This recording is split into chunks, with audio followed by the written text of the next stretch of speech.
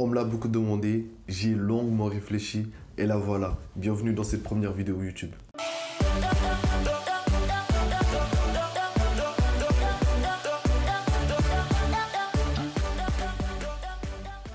Comme vous l'avez sûrement lu dans le titre, je vais essayer de vous expliquer comment tout a commencé. Comment j'ai commencé le foot, mon parcours en club et comment je me suis retrouvé sur YouTube.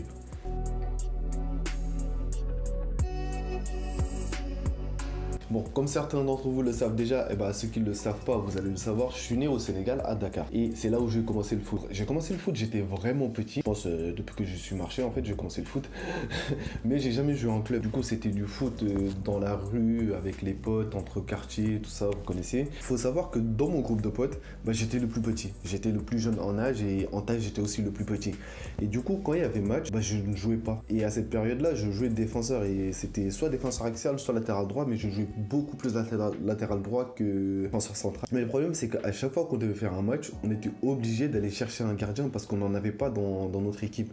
Et c'est là que j'ai eu le déclic, je me suis dit, mais pourquoi ne pas essayer d'être gardien, sachant que si t'es pas gardien, tu joues pas en fait. Et du coup, on jouait des matchs tranquilles comme ça dans la rue et je me suis lancé, j'ai dit, ouais, vas-y, je vais aller au goal. Du coup, je suis parti au goal et même moi, je me suis choqué parce que je pensais pas pouvoir faire tout ça. Je faisais des putains d'arrêts et tout, machin bidule. Fou, sacré souvenir. Et du coup, à partir de là, les gars, ils ont commencé à me faire confiance. On avait un truc qu'on appelait le Navetan, c'est-à-dire c'était un tournoi entre quartiers, mais vraiment immense.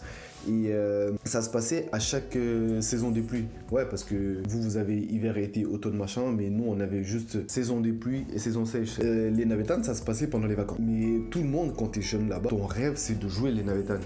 Et du coup, moi, dans mon quartier, il y a deux équipes. Il y a les cadets c'est-à-dire entre 15 et 18 ans. Et les seniors, c'était entre 18 et plus. Et moi, quand j'avais 13-14 ans, je commençais déjà à m'entraîner avec les seniors. Et le problème, c'est que c'est même pas moi qui suis parti pour jouer avec eux. C'est eux-mêmes, ils m'ont appelé, ils m'ont dit, vas-y, tu viens, tu t'entraînes avec nous. Je me rappelle, un peu avant, quand j'avais 11-12 ans, un truc comme ça, je m'entraînais déjà avec les cadets, alors que je pouvais pas jouer. Du coup, je m'entraînais avec. J'étais pas au top du tout et j'avais pas trop confiance. Les sorties aériennes, machin, laisse tomber. J'avais pas du tout confiance en moi. Et quand les seniors, ils m'ont pris sur leurs ailes et ils me font jouer avec eux, ça m'a permis de prendre énormément de confiance. Ils me prenaient pas pour le petit du groupe. Tu vois, comme quand j'étais petit, on me mettait sur le banc parce que j'étais le petit. Mais en fait, non, les seniors, eux, ils me prenaient comme un mec, comme un senior en fait. Ça m'a donné beaucoup plus confiance en moi et j'ai pris l'habitude de jouer avec des gens qui étaient beaucoup plus forts que moi.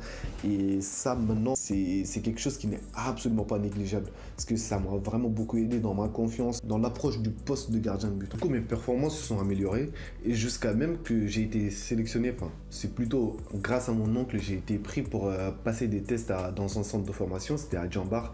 Pour ceux qui ne connaissent pas Djambar, c'est le centre de formation qui a formé Idrissa Gana Gueye qui joue au PSG par exemple. On devait aller jusqu'à là-bas, on faisait là-bas 3 jours, une semaine, on faisait des tests, on jouait au foot, machin, tout ça. Et après chaque semaine ou après chaque 3 jours, on rentrait chez nous et seulement les gens qui ont été pris, ils reviennent pour repasser d'autres tests. Et du coup, on en a fait à peu près 5 comme ça. Et moi, j'ai été sur les 5. La dernière fois, on devait y retourner. Et là, si on était pris, on rentrait directement dans le centre de formation. Et là, bizarrement, j'ai foiré. J'ai totalement foiré. Du coup, voilà, j'ai pas été sélectionné dans le centre de formation. C'est totalement de ma faute. Après ça, je suis venu en France. Voilà, en 2014, je suis venu en France. Et c'est là que j'ai commencé mon foot en club.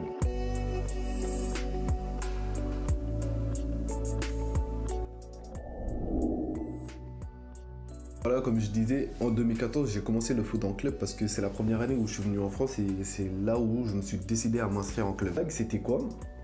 J'avais pas de crampons. Parce que j'avais pas acheté de crampons et je venais d'arriver, du coup j'avais pas eu le temps d'acheter des crampons, tout ça.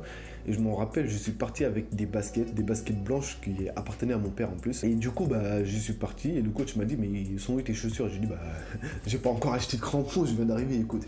Et c'est là, il m'a prêté lui-même ces crampons, je m'en souviens, attends, c'était des Adidas bleus, machin, je sais plus. On s'est entraîné. Jusqu'à la fin, on devait faire un match de l'équipe B contre l'équipe A. Enfin, l'équipe A jouait en DHR et l'équipe B, c'était en district. Mais le truc, c'est qu'il y avait déjà 2 gardiens. Il y avait le gardien de la 1 et le gardien de la 2. Du coup, il m'a dit, ouais, mets-toi sur le banc, on va jouer un peu et après, je te mets dans les buts pour voir ce que tu vaux. Et là, le match, il part et après, il me fait rentrer.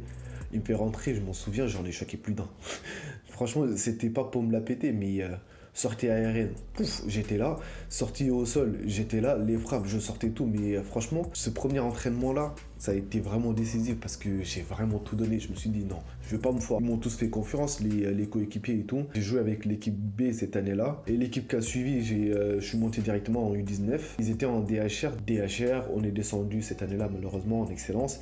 Et après, en excellence, on s'est maintenu cette année-là. Et puis voilà, c'était la fin pour moi dans ce club. Et franchement, j'ai énormément kiffé ce club. Et c'est à partir de là, j'ai déménagé. Je me devais de changer de club, c'était obligé. Et c'est là que je suis parti à l'AS Torcy. Enfin, l'US Torcy. Franchement, je sais pas si je vais dire que c'est un flop ou pas du tout. Quand je suis arrivé, je devais jouer en senior. À cette époque-là, à l'US Torcy, il y avait 3 équipes. Il y avait la R1 qui maintenant joue en National 3. Et il y avait la R3 qui joue toujours en R3. Et il y avait une D2 aussi. Et première année, j'ai terminé ma saison en D2. Mais bon, deuxième année, je me suis dit, ouais, là quand même, il faut que je me réveille un tout petit peu et que j'essaie de monter quand même, de ne pas rester en D2. Mais bon, je suis resté encore en D2. Là, j'ai fait 2 ans là-bas et les 2 ans, j'ai joué en D2. Mais en fait, le problème, c'est qu'il y avait beaucoup de gardiens à Torcy. Et honnêtement, ils étaient vraiment forts. C'est là où j'ai vraiment compris le sens de la concurrence. Parce qu'on va dire qu'avant, j'avais pas réellement de concurrence. Genre, on était quoi? On devait 3 ou 4 gardiens, mais ils étaient tous forts. Ils étaient clairement tous forts. Franchement, on va dire que, ouais, sportivement, c'était un flop parce que j'ai pas pu m'imposer et jouer plus haut. Mais sinon, à part ça, mentalement et tout, j'ai vachement grandi avec ça. Parce que, comme je vous ai dit, il y avait de la concurrence. Du coup, je savais vraiment à quoi m'attendre. Ça me poussait à me surpasser. Et en plus de ça, pour la première fois, j'avais un coach de gardien de but. Et on faisait des entraînements spécifiques. Et c'est là, directement, tu vois la différence entre quelqu'un qui a joué en club depuis petit et quelqu'un qui n'a jamais joué en club. Parce que mes erreurs se voyaient. C'est des erreurs que moi, je voyais pas parce que moi, je me disais, ouais, je sors la balle, c'est pas grave. Il n'y a pas de but, c'est bien. Et c'est là que j'ai commencé à apprendre vraiment le poste de gardien de but, à apprendre à plonger vers l'avant, les gestes à avoir et tout. Franchement, j'espère que vous les gardiens, vous aurez un coach de gardien parce que la différence, elle est là. Si t'as pas de coach de gardien de but, tu vas faire des arrêts, mais tu verras pas les erreurs que tu fais. Mais si tu as un coach, tu vas continuer à faire tes arrêts, mais tu verras aussi les erreurs que tu fais et que tu pourras améliorer. Maintenant, je joue à l'AS Collégien, c'est encore une équipe de D2, décidément.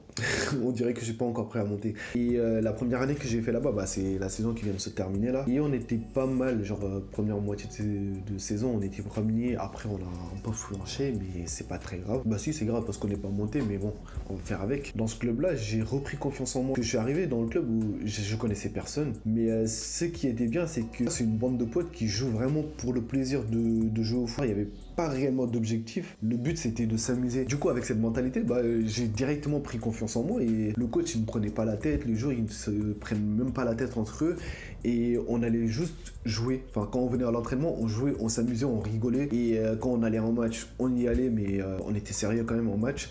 Mais c'était toujours dans l'optique où on est des potes, on va s'amuser. Du coup, ça jouait vraiment du bon foot. Je jouais sans pression. Et j'ai énormément pris plaisir à jouer cette saison avec eux. L'année prochaine, on va essayer de refaire ça. Et après, on verra bien si je vais changer de club ou pas.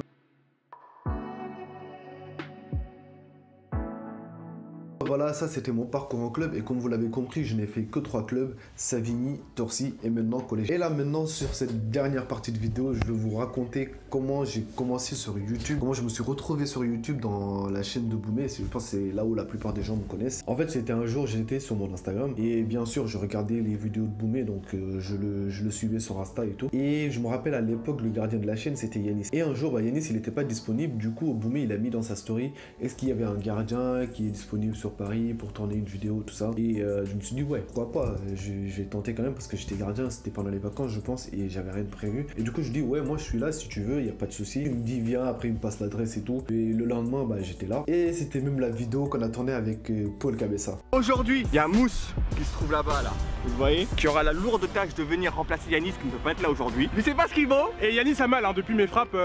Je suis passé le voir à l'hôpital. En fait, dans cette vidéo, j'étais pas vraiment à l'aise parce que je savais pas comment ça marchait vraiment devant la caméra et pas juste derrière son ordi à regarder. Au final, ça s'est bien passé, même si j'étais pas ouf, ça s'est quand même bien passé et je regardais les commentaires parce que première vidéo YouTube, bah, tu regardes les commentaires pour voir ce que les gens ils pensent de toi.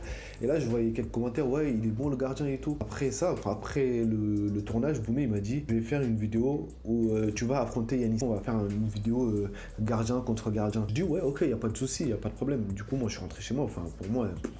C'était juste, je suis venu dépanner et après c'est fini. Et j'allais juste tourner la vidéo contre Yanis et après c'est... Et bah non, la semaine qui a suivi, bah, il m'a encore rappelé parce qu'il devait encore tourner la vidéo avec les... C'était incroyable.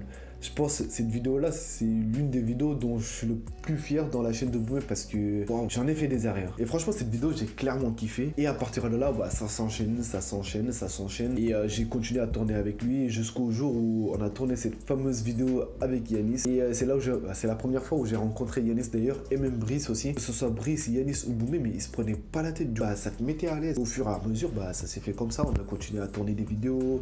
Et maintenant, Yanis, c'est grave mon pote. On s'entend super bien et tout. Vous connaissez la suite, hein, création du Sama United, les potes qui viennent avec nous. Et vous suivez bien le projet sur la chaîne de Boumé, donc continuez juste à nous soutenir. Qu'est-ce que vous voulez que je vous dise?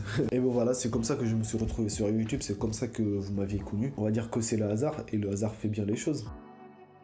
Et bon voilà les gars, c'est tout pour cette première vidéo YouTube, j'espère qu'elle vous aura plu. Je vais essayer de poster de temps en temps des vidéos. Je ne me fixe pas de quota ou de rythme de vidéo, comme par exemple peuvent le faire Boumé, Florent, etc.